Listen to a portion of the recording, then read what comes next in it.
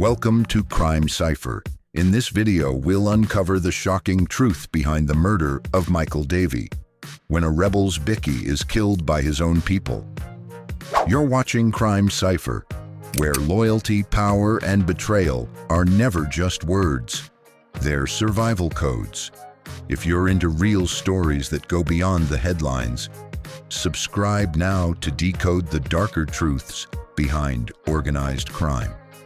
Michael Davyy was once the feared Prince of Penrith, a top figure in the rebels' motorcycle gang, respected by his crew and dreaded by many. However, in 2016, his life came to a violent end. Shot dead outside a house in Kingswood, Sydney, his murder was shrouded in mystery, with some speculating that it may have been orchestrated by members of his own gang. Michael wasn't just another name in the rebels' motorcycle club. He was a major player, known for his influence in Sydney's western suburbs. To outsiders, he appeared as the quintessential biker, tough, ruthless, and a product of the outlaw world. But those who knew him saw a more complicated individual. His nickname, Prince of Penrith, spoke to his deep ties to a town that was anything but peaceful.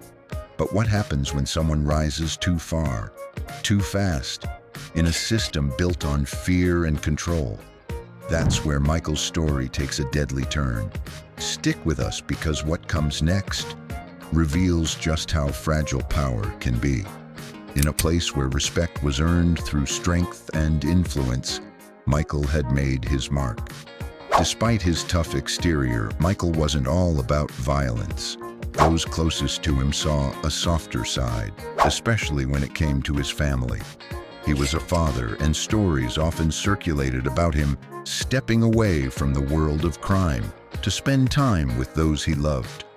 This contrast made Michael all the more intriguing. A man caught between two very different worlds, one of loyalty and power, and the other of family and vulnerability. But in the world of outlaw gangs, stepping away wasn't always an option. Loyalty was paramount in the rebels, and Michael had earned his place through years of loyalty, violence, and power. The question was, when loyalty starts to erode, who can you trust? Michael's position in the club was a result of years of hard work and criminal involvement. The rebels weren't just about riding bikes. They were an organized criminal network with ties to everything from drugs to extortion. As he rose through the ranks, Michael began facing inevitable power struggles. In a gang like the rebels, where shifting allegiances and constant competition for control were the norms, things were bound to get complicated. For Michael, the loyalty he'd spent years cultivating might have turned against him. In the end, it was this very system, one that demanded loyalty above all else, that might have led to his tragic end. His death, however, wasn't a random act of violence. It was calculated. It happened on March 30th, 2016, just after midnight, when the quiet suburb of Kingswood was pierced by gunshots. Michael was found on his driveway, shot multiple times. The police initially considered the possibility of a rival gang being involved. The rebels had many enemies. Other outlaw gangs like the Hells Angels and the Mongols frequently clashed with them. But something didn't sit right with investigators. The attack seemed too precise, too personal. It quickly became clear that this wasn't a typical gang hit. Michael's murder likely stemmed from tensions within the rebels themselves. He was a trusted and influential member, but with power came enemies. Within the gang, there were whispers of a power struggle, of fractures growing beneath the surface. It wasn't just about competition with other gangs. It was about internal politics.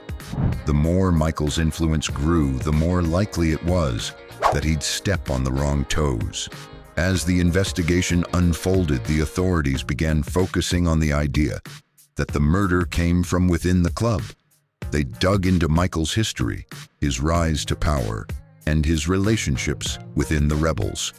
The deeper they went, the more they realized that Michael's death wasn't just about a rival gang trying to make a statement. It was about someone within the rebels taking action against him. The case sent ripples through Sydney's criminal underground. For investigators, it was a rare glimpse inside the violent inner politics of Australia's outlaw motorcycle gangs, especially one as secretive and feared as the Rebels MC. The Rebels were known for their code of silence, and getting information from them was like pulling teeth. But the police persisted, looking for any clues that would reveal Michael's killer. They found stories of deepening rifts within the Rebels, with some members of the club growing resentful of Michael's increasing power. Those closest to him, those who had shared in his rise, might have been the very people who saw him as a threat. The investigation also ran into serious obstacles: no solid witnesses, no physical evidence, and no CCTV footage. It was as if the killer had planned everything meticulously to avoid being caught. This was no ordinary murder. It was a political hit within the gang, likely orchestrated by someone who had the most to gain from Michael's death. Despite the challenges, investigators pressed on. They looked into the dynamics of the Rebels, examining which members had the most to gain. Michael wasn't just a random member of the club. He had risen to the top, and with that came both admiration and fear. He had made enemies, but who would take such drastic measures to remove him from the picture? The turning point in the case came in August 2018, when police arrested two former members of the Rebels Motorcycle Club in connection with Michael's murder.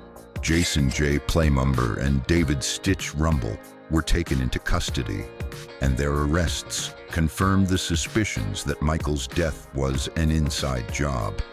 The two men were involved in a long-standing dispute with Michael over the Rebels' operations and leadership, and their arrest sent shockwaves through the club and the wider biker community. For law enforcement, this was a significant breakthrough. It revealed that Michael's death was not a random act of violence, but a result of internal tensions within the Rebels. The club, once a well-oiled criminal organization, was no longer as unified as it once had been. Michael had unwittingly become the victim of a dangerous internal power struggle that ultimately cost him his life. The arrests of Playmumber and Rumble shed light on just how fractured the Rebels had become. What had once been a club united by a shared purpose was now a group of factions, each with its own agenda. Michael had been at the center of these conflicts, and his growing influence had made him a target. His death, however, was just one chapter in the larger story of betrayal and ambition that was tearing the Rebels apart. The story of Michael Davy's life and death wasn't just another tale of gang violence. It was a symbol of the dangerous internal dynamics of criminal organizations. His rise to power, his ambition, and his tragic fall highlighted the fragility of loyalty in a world where trust can easily be broken. For Michael's family and friends, his death left a gaping hole, a reminder of the price that can be paid for living a life built on violence and loyalty. His murder isn't just a chapter in Australian gang history. It's a cautionary tale for every closed system where silence is currency and ambition can be fatal. For viewers new to gangland dynamics, Michael Davy's story shows how trust erodes from within and how power comes at a price no one escapes. For the Rebels Motorcycle Club, Michael's murder was more than a loss. It was a warning.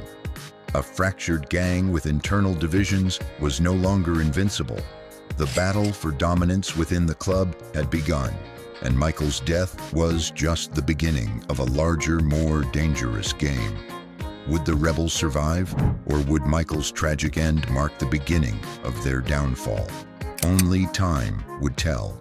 Michael Davyy built his empire through fear, respect, and loyalty. But in the world of outlaw brotherhoods, loyalty is often the first to die. If this story struck you, hit like, subscribe, and tap the bell so you never miss a cipher.